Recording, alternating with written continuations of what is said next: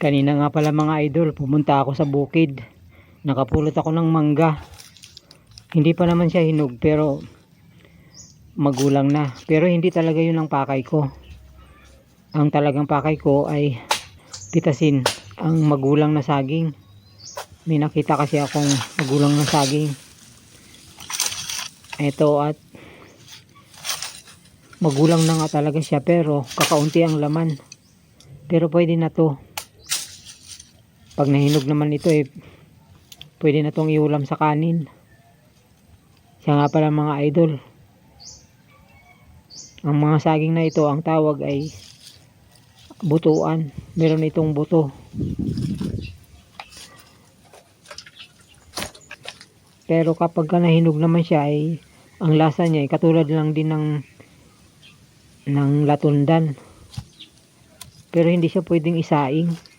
Nasubukan ko na tong isaing, mapakla. Kahit lutong-luto na siya, basta hilaw, kahit hinog, ganun talaga mapakla. Ngayon mga idol ay pahihinugin ko ito at mas madali kasi siyang mahinog kapag tinitilad siya. Kumbaga hinihiwalay siya sa pinakapuno. Mas maganda nga mga idol kung paghiwa-hiwalayin sila. Nakita nyo naman mga idol, ang ganda ng saging na ito, bilog na bilog.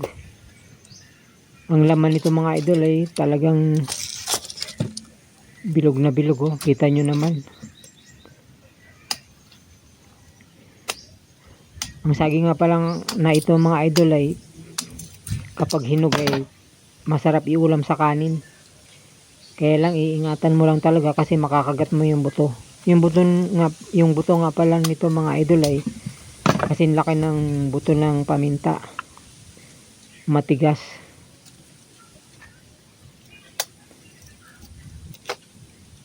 Sayang nga lang mga idol kasi kaunti lang yung bunga.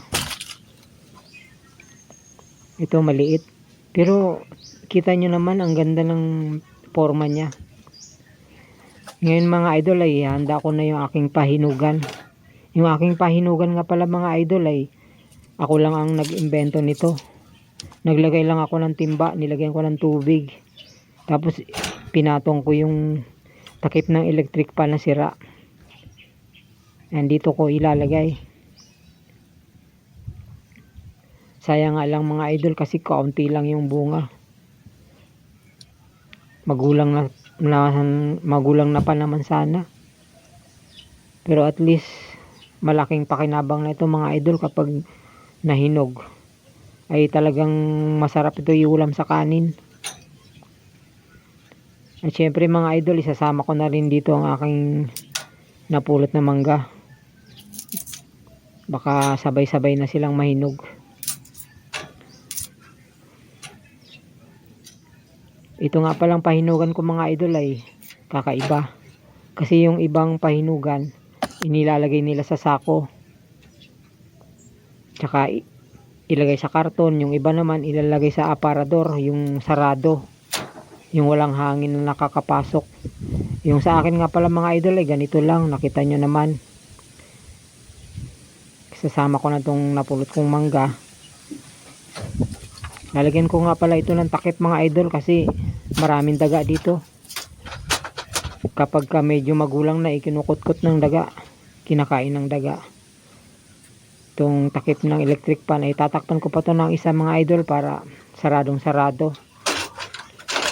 Pagkatapos saka ko siya lagyan ng damit. Saka ko hihintayin na mahinog. So maraming salamat mga idol. Ito na yung aking pahinugan ng saging. Maraming salamat, hanggang sa muli.